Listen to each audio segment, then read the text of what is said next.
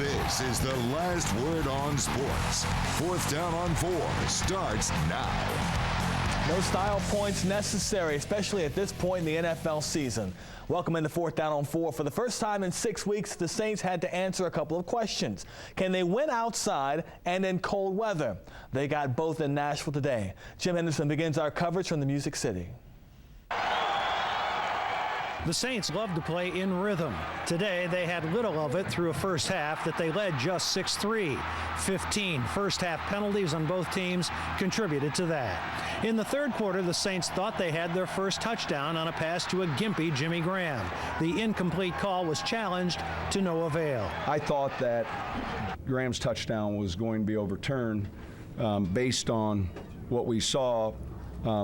However, it wasn't, and we ended up taking the field goal. But later, an official's call would go the Saints' way when Jake Locker's fourth down sneak was ruled short. I thought from our vantage point that they were going to get the first down. I thought it was spotted correctly. I was surprised that it didn't earn the first down because on our sideline, the marker looked like it had made it. The Saints had gotten in that position on a pair of third down touchdowns to Marcus Colston, breaking the ice on a chilly afternoon. On a 35-yard strike to take a lead they would not relinquish. I can tell you this, I got a ton of trust and confidence in Marcus, as I do really every one of our guys. But you talk about, big-time performer. Hey, fourth quarter, we need some big plays. We got 2 of them from Marcus. After Locker was stopped on 4th and 1, lots of fans thought the game was over, and maybe so did the Saints. But after the 2-minute warning, the Saints went 3 and out, taking just 26 seconds off the clock with 2 runs and an incomplete pass, along with Tennessee burning their last 2 timeouts. There was just enough time for Jake Locker to be the hero and the Saints defense to be the GOAT. But on the final 2 plays of the game, those roles were reversed.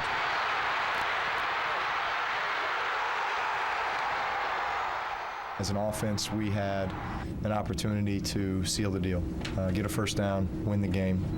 Don't even let our defense have to go back out there again.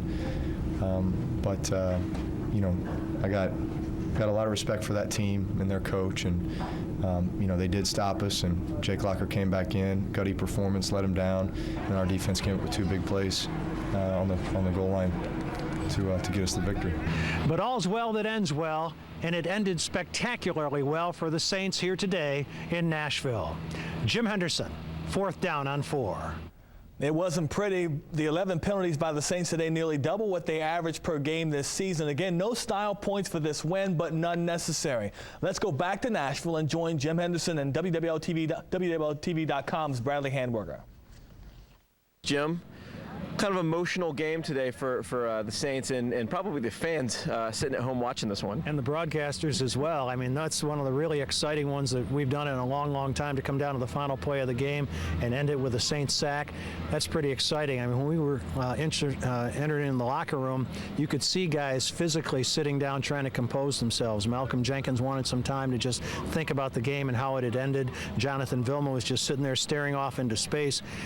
Much nicer to do that in victory, though, than in defeat, but this was one of those that you'll remember for a long time.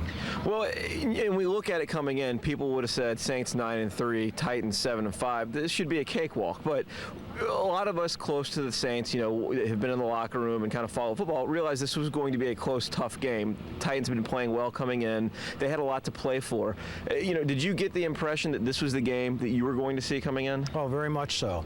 Not that it might end on a sack right down here by Jolon Dunbar, but the Saints were only 3.5-point favorites. The Saints with a 2-game cushion in the lead in the NFC South, so they don't have maybe quite as much urgency, and the Titans had a lot of it. They're one of, 4 or 5 teams locked up at 7-5 for a wild card berth, playing at home, and they're a good football team.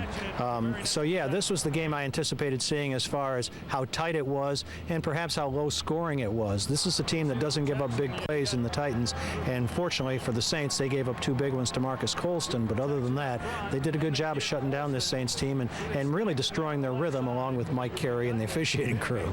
You talk about the sense of urgency. The Saints certainly had that sense of urgency down in the last 2 minutes, and especially in the final play of the game.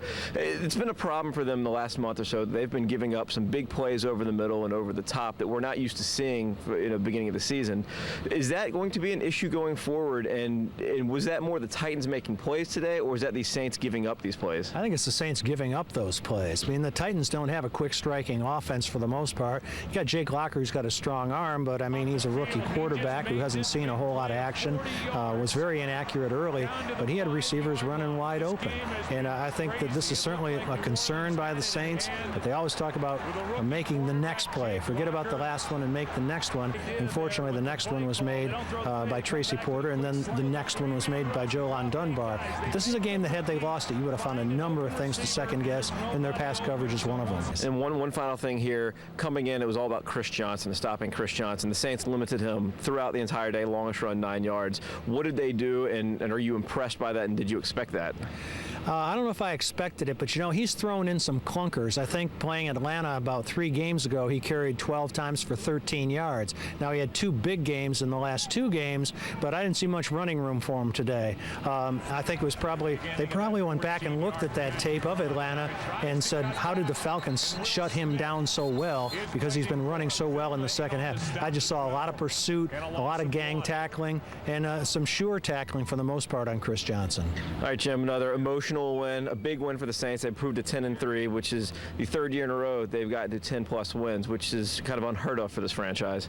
That's great. You know, they could have used some help today as far as the playoff battle. At this moment, we don't know what occurred elsewhere in the final game of the many that the Saints were concerned with. But this is a one where they wanted to take care of business themselves. It all started with them. They had to win this game to wrap up the NFC South or to wrap up a playoff berth, no matter what anybody else did, and they took care of their own business. The Saints called a bit of a break today defensively because Matt Hasselbeck went down with a calf injury, so the Saints defense controlled what Jake Locker could and could not do on 3rd and 4th down. A combined 2 for 12 in those areas.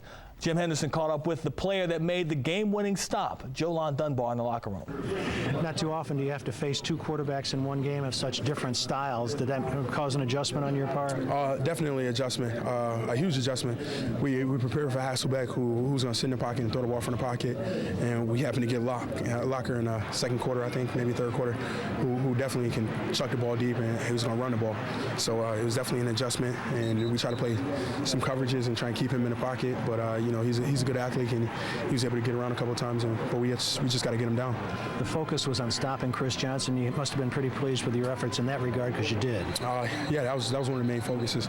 You know, he's ran wild for the last couple of weeks, and we really know he's an elite back, very elusive, very fast, and that was something that we stressed this week, because if they got their running game going, we're in for a long day. Take me through that last sequence, the stop by Malcolm, and then of course your sack that ends the game. Just a huge play after huge play. Malcolm got a real good stop on the 3rd and long or 3rd and 8 or something like that to force the 4th and inches. We got to stop on the 4th down, and then we had to get back out there and play D again. And I was just fortunate enough to come up with a sack. We were in coverage. We had pretty good coverage on him. I saw him breaking the pocket, and I was just able to make a play on him. And you said you were supposed to be in coverage, but of course you can't stay in coverage all day, can you? Sometimes you got to go do what you got to do. And you said you thought you might have gotten flagged, huh? Because you hit him up around the headgear. Yeah, I knew I got a piece of his head, and I was just wondering. That was my first initial reaction, to look up, see if there was any flags around. After I saw any, I didn't see any. A bunch of guys running towards me. It was kind of excitement after that. It was one of the few times today there wasn't a flag on the play, right? Yeah, I had to be like 40 penalties today. Not good. Coach Payton's not going to like that. Still to come, we analyze Chris Paul's future with Larry.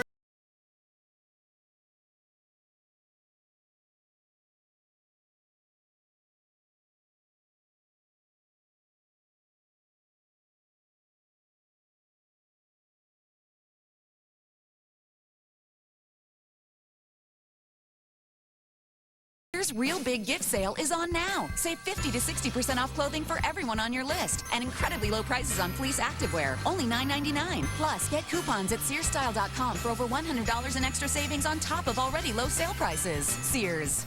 Though it started in 1935 during the Great Depression, the Sugar Bowl beat the odds, hosting an array of amateur sporting events, most notably the annual Holiday Football Classic. Excellence in college football and excellence in the community. That's really what the Sugar Bowl is all about. For 78 years, the Volunteer Sugar Bowl Committee has promoted events with great economic impact. Over the past decade, it's generated more than $1 billion for the Crescent City and state.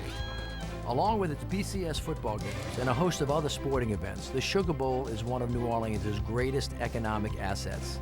The Sugar Bowl has also served the community, supporting everything from the expansion of Tulane Stadium to the renovation of Tad Gormley Stadium after Hurricane Katrina. And now has partnered with Nike and the Breeze Dream Foundation. Working with the Sugar Bowl and Nike on the redevelopment of Joe Brown Park was a perfect fit. The Sugar Bowl has been a community leader for decades now, and this is a great example of that service. We're Louisiana made, Louisiana proud at the Sugar Bowl and Channel 4. Second Harvest Food Bank is helping those most in need. To support them, log on to no-hunger.org. In the spirit of community from Second Harvest Food Bank and WWL-TV Channel 4. Banner is just a great place to buy a car. They had a big selection. Everyone was very helpful. Oh, the dealership was great. Get 0% financing for 60 months, plus $1,000 trade assistance, plus no payments for 90 days. Now, during Banner Ford's Built Ford Tough sales event. Come see what everyone's talking about. I'm a very happy customer. Got a great price and great deal. You're going to love doing business the Banner way. It's a better way. Now at Banner Ford, North Causeway at Highway 190, Mandeville. The Titans have some excuses for yesterday's outcome, huh? Some of them appear to be pouting a little bit. It appears as though Tennessee is looking for an excuse as to why they lost to the Saints on Sunday, and they think they've found one. Something that allegedly happened off the field. Some Titan players are blaming an inadvertent whistle, saying it was being blown during critical moments in the game and that it was coming from somewhere on the Saints sideline. Today, Sean Payton said he's given some thought to the Titans' claim. There is a high school field nearby, and they were playing a game while our game was going on, so I thought maybe it was the high school whistle we heard. We weren't in Memphis. We were in Nashville, and so I saw a guy dressed in black, and it looked like Johnny Cash, and maybe, you know, he was blowing a whistle in the crowd. But I figured out, I really think Whistle Monster, who is famous in these parts. Absolutely, this is Whistle Monster. He's a famous Houdat Saints fan, and so high school football game, Johnny and June Cash, Whistle Monster. I'm going to go with Whistle Monster. When Chris Paul leaves the Hornets, as he inevitably will, his loss will be much lamented by Coach Monty Williams. The loss of Paul's former teammate by the Hornets over the weekend left the head coach with the same feelings. The loss is that of power forward David West. He agreed to a 2-year deal with the Indiana Pacers after choosing to opt out of his contract with the Hornets. The two-time All-Star was Monty Williams' kind of player, a compliment in every way. David West is a guy that I'm going to miss. He's probably the most like me of anybody that I've coached, in that he just wants to do his work and go home. He's a guy that I could talk to, coach. If I had to get on him, he took it like a man, and there's no situation on the floor that he's afraid of. He's probably one of the toughest guys I've ever met, plays with injuries. He'll be a great mentor to those young guys.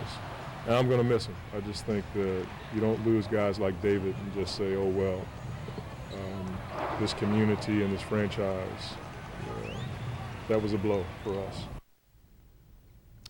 Well, it's that time of the year, Christmas shopping and scoreboard watching. One is an obligation, the other is a fixation for the nation of Houdats. This week, the Saints can watch Atlanta and Jacksonville on Thursday night, the Steelers and the 49ers on Monday. The Falcons chasing the Saints chasing the 49ers. The NFC South title and a first-round bye as the conference's second seed, remaining the Saints' goals after they clinched double-digit wins for the third consecutive year for the first time in franchise history. But that certainly didn't come easily, did it? The Saints went into that game yesterday intent on shutting down Chris Johnson, who had 3 100-yard rushing games in the last 4 weeks. But the Falcons 3 games ago had proven he was mortal, holding him to 13 yards in 12 carries. The Saints held him to 23 yards in 11. That's the 5th game this year that CJ's been held to less than 25 yards rushing. Hard for the Titans to win with that sort of production out of their primary offensive threat. With Tennessee forced to go to the air, the Saints surrendered huge chunks of yardage, but only 17 points. The total it seems you lose with more so than any other in the course of the season. Yesterday, the Titans were losing with 17 points for the 4th time this season. They have won with 17 once and won by holding their opponents to 17 twice in each of their previous 2 games. But with the Saints allowing big chunk plays down the stretch, I expect Greg Williams to chew on his defensive backs longer than last year's Christmas fruitcake this week. After yesterday's game, you could see the relief and yet the frustration on the part of Sean Payton and Drew Brees over the Saints' offensive failures down the stretch when their last 2 possessions allowed them to take just 2:02 off the clock by running 7 plays for 16 yards. 3 of those plays runs, 4 of them passes, including a 3rd and 7 incompletion at the Saints' 41 that stopped the clock with 1:44 to play. And while that could have prompted a huge second guess, this coaching staff plays to win, unlike some previous ones who always played not to lose when throats tightened, along with other parts of a coach's anatomy. Bum Phillips was often an example of the latter, but Bum would have been proud of Joe Lon Dunbar's game-ending sack. Bum once told me he never wanted a player who never did what he was told or one who always did what he was told.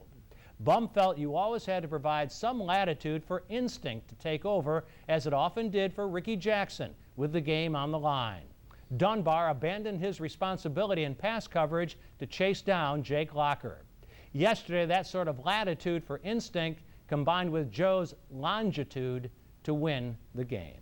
Bradley Handwerger and I will be chatting on our website at WWLTV.com about the Saints, and we invite everybody to join us as always in just a few minutes. And a lot of people have strong feelings about that game. That game yesterday? Yeah, there were a lot of opportunities for second guessing, particularly of the officials and some of the calls they made, because that really was a travesty the way that first half unfolded. Not saying that all the calls were bad, but certainly a lot of them were open to suspicion. And what happens? I mean, does the NFL look at those kinds of calls? Yeah, we'll never know about the results of them, but certainly Sean Payton will turn in his report about some of the calls and how he felt some of them were wrong. Maybe Mike Carey and the crew will get redressed for some of the calls that they made, but the fans will never know what the results of that would be. Okay, thanks, Jim. And we'll take a look. Helping to brighten their lives on this